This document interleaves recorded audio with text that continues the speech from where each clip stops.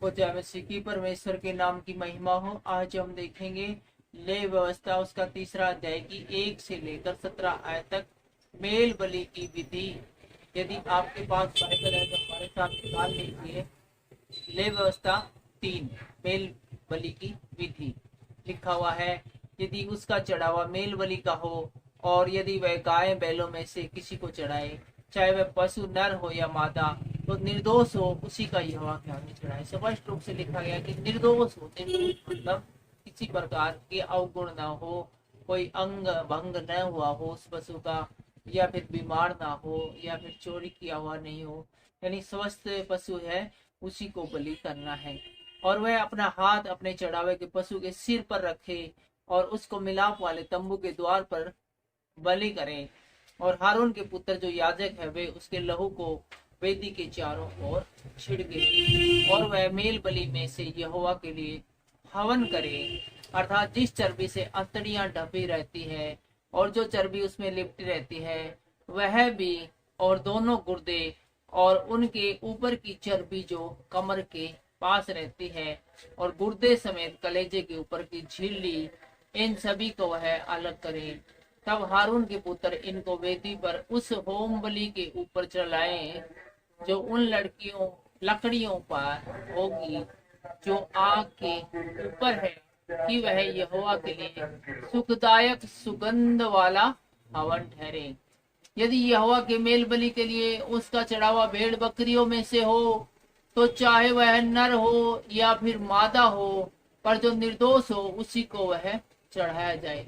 और यहाँ पर भेड़ बकरियों के बारे में बताया गया है कि चाहे वो नर हो चाहे मादा हो, हमेशा निर्दोष को ही चढ़ाना है। स्वस्थ है वो पशु को बलि के रूप में चढ़ाना है। यदि वह भेड़ का बच्चा चढ़ाता हो तो उसकी यहोवा के सामने चढ़ाए और वह अपने चढ़ावे के पशु के सिर पर हाथ रखे और उसको मिलाप वाले तंबू के आगे बलि करे, और हारून के पुत्र उसके लहू को वेदी के चारों ओर छिड़के। तब मेल बलि में से चर्बी को यहोवा के लिए हवन करे, अर्थात उसकी चर्बी भरी मोटी पूंछ को वह रीढ़ के पास से अलग करे, और जिस चर्बी से अंतड़ियां ढपी रहती है और जो चर्बी उसमें लिपटी रहती है, और दोनों गुर्दे और जो चर्बी उनके ऊपर कमर के पास रहती है और गुर्दे समेत कलेजे के ऊपर की झिल्ली, इन सबों को वह अलग करे और याजक इन्हें वेदी पर जलाए।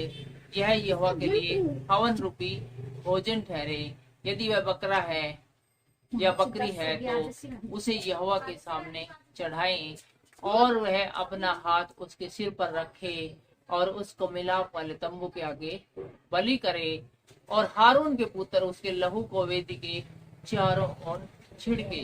तब वह उसमें से अपना चढ़ावा यहोवा के लिए हवन करके चढ़ाए, अर्थात जिस चर्बी से अंतड़ियां ढपी रहती हैं और जो चर्बी उनमें लिपटी रहती है वह भी, और दोनों गुर्दे और जो चर्बी उसके ऊपर कमर के पास रहती है और गुर्दे समेत कलेजे के ऊपर की झिल्ली, इन सबों को वह अलग करें और याजक इन्हें वेदी पर जलाएं। यह हवन रूपी भोजन है जो सुखदायक सुगंध के लिए होता है, क्योंकि सारी चर्बी यहोवा की है। यह तुम्हारे निवासों में तुम्हारी पीढ़ी पीढ़ी के लिए सदा की विधि ठहरेगी कि तुम चर्बी और लहू कभी न खाओ। तो आज के इस वीडियो में इतना ही। अगले वीडियो में हम देखेंगे पाप बलि की विधि। सबको जय मसीह की जय हिंद।